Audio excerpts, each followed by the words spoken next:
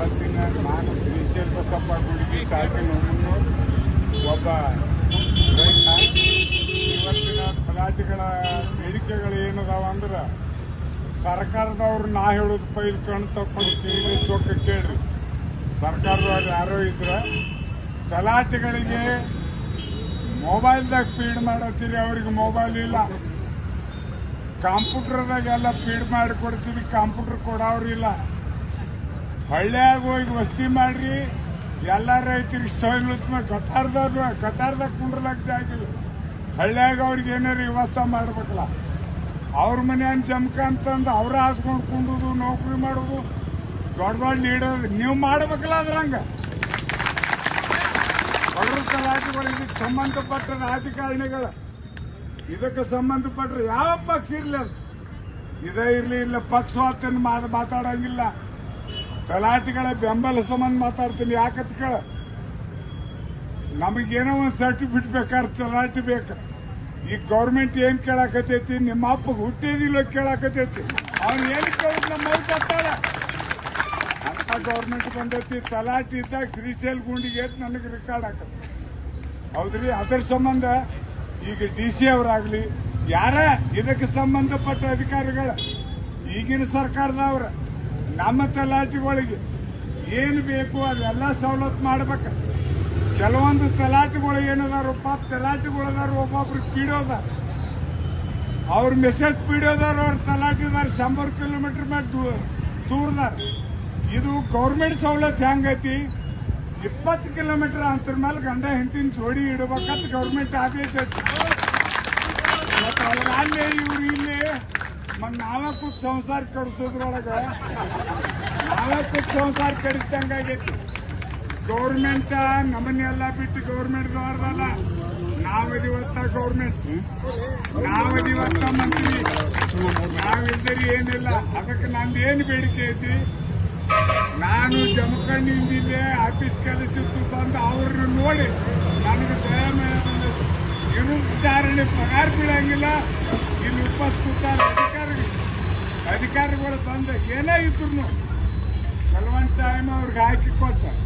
ನಿಮಗೆ ಬೇಕಾದಲ್ಲಿ taluk wise AC ಅವ್ರಿಗಾಗಲಿ, ಜಿಲ್ಲಾ ವೈಸ್ ಲೀಡರ್ ಎಲ್ಲ AC ಅವ್ರಿಗೆ ಏನೇನು ತಲಾಟಿಗಳ ಮೇಲಿನ ಅಧಿಕಾರಿಗಳಿಗೆ ತಹಸೀಲ್ದಾರ್ ಯಾರೇ ಇರು ಅವ್ರಿಗೆ ಎಲ್ಲೆಲ್ಲಿ ಇರ್ಬೇಕಂತೀರಿ ವಸ್ತಿ ಇರ್ಲಾಕ ಅವ್ರಿಗೆ ಸಹಕಾರ ಮಾಡ್ರಿ, ಅವ್ರಿಗೆ ಆಶ್ರಯ ಕೊಡ್ರಿ, ಅವ್ರ ತಲಾಟಿ ರೂಮ್ ಕೊಡ್ರಿ.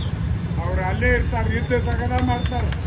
ನಮ್ಮ ತಲಾಟಿಗಳು ಏನಾರು ಕೆಲಸ ಮಾಡಲಿಲ್ಲ ರಾಯ್ ಲೆವೆಲ್ ತಿಳ್ಕೊಂಡು ನಿಮ್ಮ ಕೈಯಾಗ ಸಸ್ಪೆಂಡ್ ಮಾಡ್ತೀರಿ, ಎಲ್ಲ ಮಾಡ್ತೀರಿ, ಹೊಳ್ಕೋತ ಕಾಲು ಬೀಳ್ಕೋತ ಅವ್ರು ಯುದ್ಧದ 3 ತಿಂಗಳ ಪಗಾರ ಅವ್ರ ಹೆಣಕ್ಕೆ ಬರುತ್ತೆ ತಗೊಂಡು ಬಿಡ್ಬಾರ.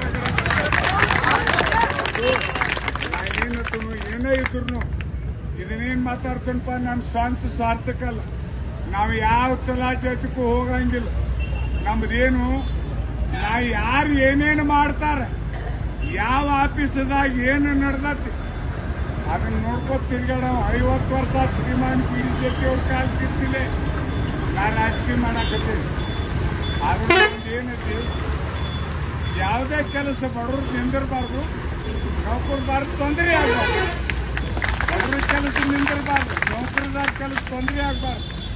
ಈಗ ಕೆಲವೊಂದು ನಮಗೂ ಸ್ವಂತವಾಗಿ ಇದ್ರಾಗ ಮಾತಾಡಿಲ್ಲ ಸ್ವಾರ್ಥ ಆದಂಗೆ ನಾ ಸ್ವಂತ ಗಟ್ಟಿ ಅವೆಲ್ಲ ಮಾಡಕ್ಕೆ ಹೆಂಗೆ ಗಟ್ಟಿ ಅದನ್ನ ಅಂದ್ರೆ ಅದೇಗತ್ತ ಮನೆಗೆ ಕಳ್ಸಕ್ಕೆ ಗಟ್ಟಿ ಅದನ್ನ ಅದೇಗತ್ತ ಮನೆಗೆ ಇದು. ಆದ್ರೆ ನಾ ಏನಂತನು ಬಡ ತಲಾಟಿಗಳ ಒಬ್ಬರೇ ಕೂತು ಮಾಡೋದ್ರಿಂದ ಏನಾಗಂಗಿಲ್ಲ. ಅವ್ರ ಕೈಯಾಗ ಒಬ್ರು ಹಿಂದಕ್ಕೆ ವಾಲಿಕಾರತ್ ನೇಮಿಸ್ತಿದ್ರು, ಅವ್ರು ಯಾರ್ದಾರು ಅದು ಕೊಡ್ತಾಗಬಾರ್ದು.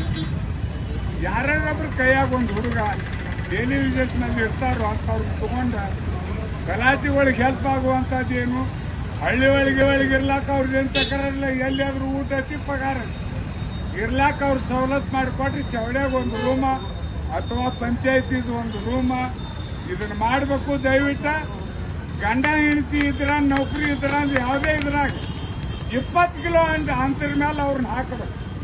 ಅವ್ರಿಗೆ ದಿನ ಹೋಗಿ ಬರ್ಲಕ್ಕ ದಯಮಾಡಿ ಇನ್ನೇನ ಮತ್ತೆ ಇನ್ನಟ್ಟು ಏನಾರು ಇದ್ರು ಇನ್ನು ಮತ್ತೆ ನಮ್ಮವ್ರನ್ನ ಭಾಳ ದಿನ ಕುಂಡಿಸಿ ಅನುವಲಿ ಮಾಡಿದಿರಿ ಅಂದ್ರೆ ನಾವಿನ್ನು ಹಂಗೆ ಕಳೆದು ಬಂದು ಮಣ್ಕೋಬೇಕಾಕತ್ರಿ ರೋಡ್ ಮೇಲೆ ರೈತರು. ಇವು ತಲಾಟಿಗಳು ಕೊಟ್ಟಿಂದ ರೈತರಿಗೆ ತೊಂದರೆನೂ ಆಕತಿ.